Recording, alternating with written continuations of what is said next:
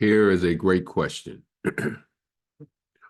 Why do we make so many irrational and self-defeating decisions? I'm going to ask that again. Why do we make so many irrational and self-defeating decisions? And that all comes from winning the war in your mind. Remember, we need to remove the lies to replace with truth. We don't need to give up. We need to look up. Either our thoughts are going to control us or we're going to control our thoughts. We can't defeat what we can't define. So here's the question. Why do we make so many irrational and self-defeating decisions? I can say personally, being out there on drugs for 20 years, constantly, first 10 years, right? The first 10 years before I got clean, constantly, it took me, I'm going to say this, it took me 10 years to get 1 year clean. Okay, so I'm coming up on 28 years in August, where actually in reality, I will actually be coming up on 38 years. But here's the reality. Why did I continue to make irrational, self-defeating decisions? I would go to try to get clean. I would go to NA meetings, go to rehab, go to detox. First 30 days, I'm doing great. Detox, I'm doing great. Rehab, I'm doing great. Come home, making NA meetings, reunited with the girlfriend, reunited with the wife, wherever I was at that point in my life, reunited with the kids, wherever point I was at in my life, working weekly, coming home, turning my paycheck over to my significant other, keeping about $20 in my pocket. This would go on for like a month or a month and a half. And then the enemy would hit me with, man, you need to enjoy yourself. You're giving all your money away. You're working hard, and you're not enjoying your life. And here's the reality. The only way I knew how to enjoy my life was to go out and get high. So I would make a decision that I would get paid and I say, I'm only going to spend $20. And I would hide money in my wallet. I would hide money in my sock. I would hide money in my shoe. And here's the crazy part. I'm hiding money where I know where I'm hiding it at.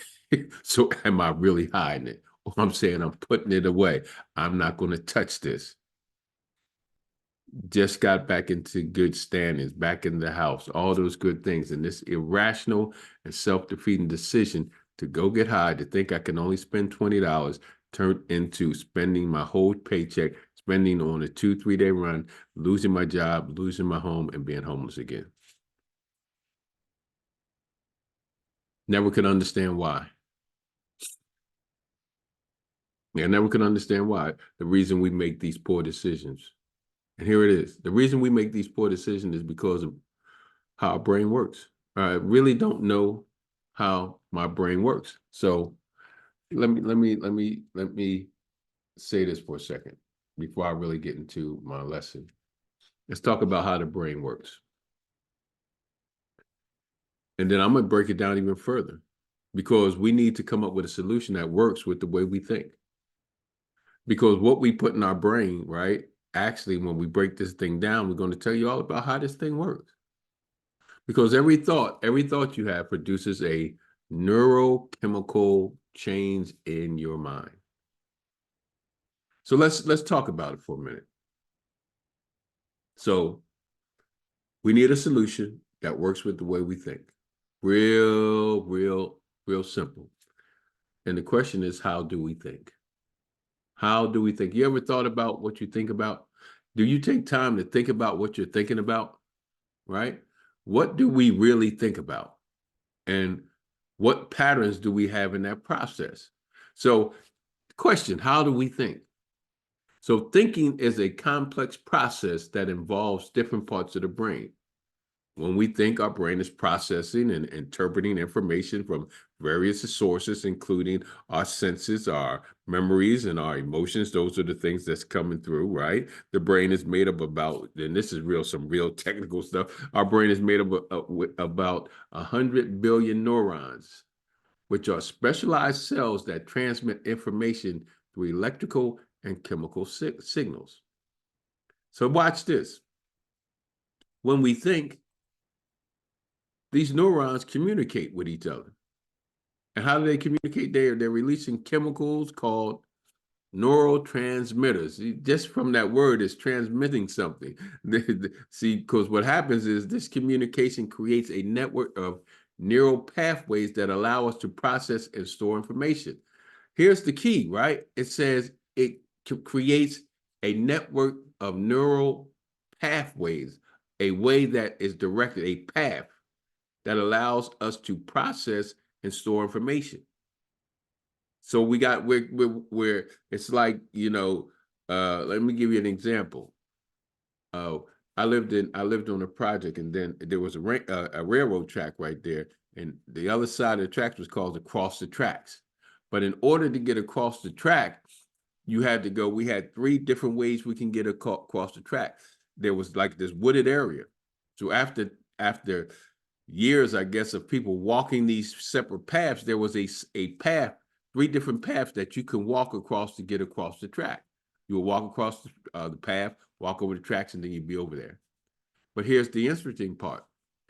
Once you got in that path, you couldn't go left or right. You had to keep going straight. You just had to keep going straight, period. So when you talk about this pathway, it allows us to process it. There is a particular way, a particular path, a particular way of thinking that we're processing and we're storing that information.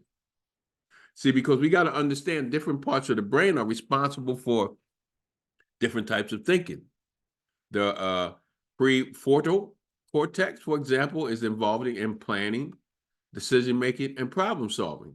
So if there's a particular way we're thinking, right, there's this pathway that we're thinking about, and it's going, this process we have to go through, right, to get to planning and get to decision-making and get to the problem solving. The way we're thinking is going to cause us to plan a certain way. The way we're thinking is going to cause us to make decisions a certain way. The way we're thinking is going to cause us to solve problems a certain way.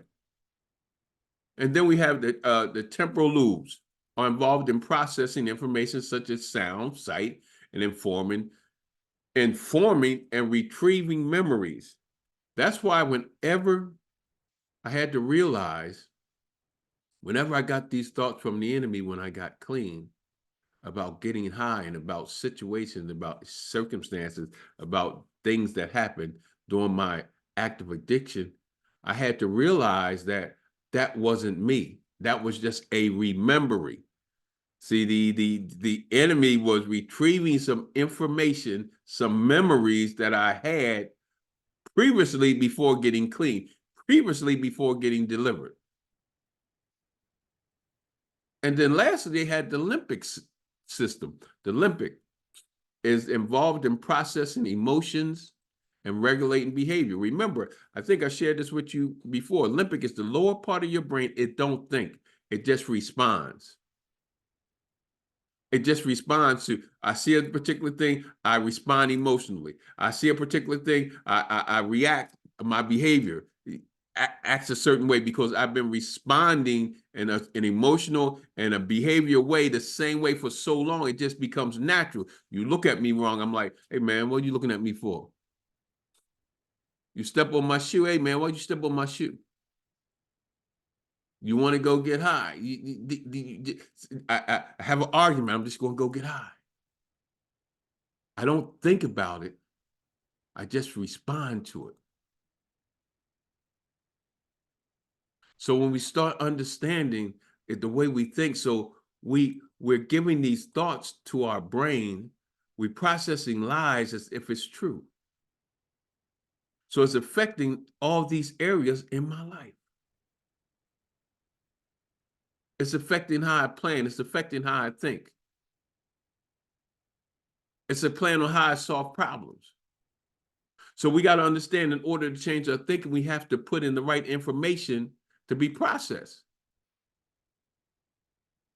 Because there's a certain pattern that we have to identify that is causing these problems. And it's the way we think. We're putting lies in to process, to go down this pathway for us to make decisions, for us to plan. And these lies are causing us to respond to something as if it's true. that it's okay to go get high, that it's okay to cuss your wife out, that it's okay to go cheap, that it's okay to just keep spending money even though you're in debt. And what has happened is we have our wires crossed. We have our wires crossed. Let me tell you the story. This young guy, he went and brought a car, got this real big sound system, brought this sound system. But the problem was he spent all his money on the car and all his money on the sound system, and he didn't have enough money to have somebody put the sound system in. But of course, you know, nowadays they'll just go to YouTube and Google and look at the process. So he go to YouTube and follow the process, and he working all day and night and put the sound system in, got it all hooked up, cut it on, and it's jamming. Boom, you know, whatever it is. Get up the next morning, ready to go to school, go to cut on the sound system, nothing. Cuts it off, cut it back on, nothing. Goes to school, start riding around. Later on that night, he cuts it back on. It's jamming. He think everything is fixed. Wake up the next morning, same thing. Ride around at night, comes on. So this went on day after day after day. And then what he realized is one thing was in common. It only played when he had his lights on. What had happened was he wired the system to his lights. He had his wires crossed. And we're having our wires crossed. We have our wires. You got to catch this. We have our wires connected to lies. I'm going to say that again. We have our wires connected to lies. We have to rewire ourselves to truth. Remember, we have to remove the lies and replace them with truth. We have our wires crossed.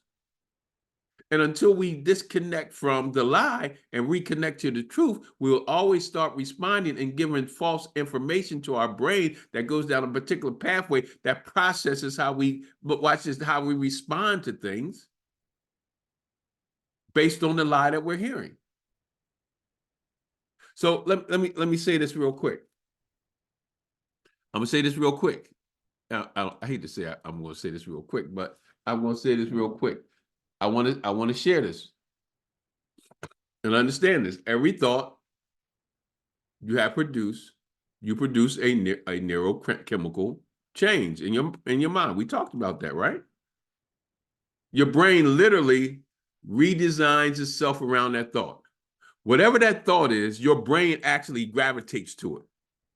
So if I'm believing a lie that's saying I will never get clean, for those 10 years, I was kept saying to myself, I would never get clean. I would never be a productive member of society. So my brain redesigned itself around those thoughts. And there was a pathway. So anytime I tried to do something good, or anytime I tried to get that promotion, my natural response would be, don't do it because you're going to fail. Because we got to understand the brain is the command center that directs the parts of your body through the neurons. Because neurons linked together give us messages. So I'm getting these messages from the information that I'm putting in my brain that are lies from the devil. But when I started replacing it with truth, things started changing. When I said, okay, I can go out here and only get one, right? I replaced that lie with the truth. No, I can't go out and get one.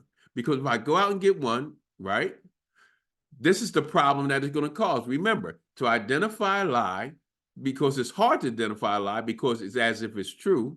So, but I do know a lie causes a problem. So the problem that this lie is saying, okay, you can go out and just get one, right?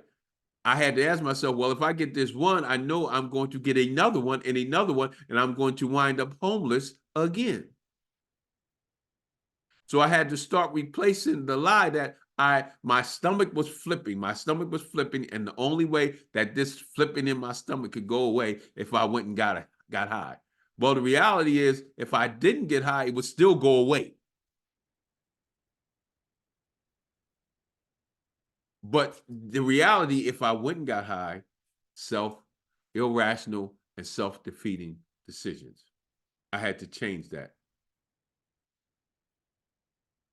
So the presence of a natural pathway Makes a thought easier to think and makes it easier for your body to send the message again. So the more I started replacing the lie with truth, it started to have a pathway that was processing in a manner now that I can make different decisions. And here's the thing. At first, it was uncomfortable because I was so used to responding a certain way, because I didn't have to think about it. When they talk about the Olympic part, I didn't have to think about it. So I had to change my behavior, right? And the word of God not only changes my behavior, it transforms my life. So I had to start transforming from a lie to truth. I had to understand the limbic part of my brain didn't think. So if it didn't think, I just did it. So I had to put new information in it that would change my behavior, that can now cause change in my thinking. Man, that's good. That's deep. That's like revelationary stuff. So every time now that I think about getting high, remember I talked about it retrieves memories. So when I think about getting high, it's nothing but a memory. It's not who I am. It's just a memory. And the truth is, it's a memory. And I replace the lie with, that's who I am. So let's start working on, if I want to change my life and change my thinking, I have to start changing the information that I start putting into my brain.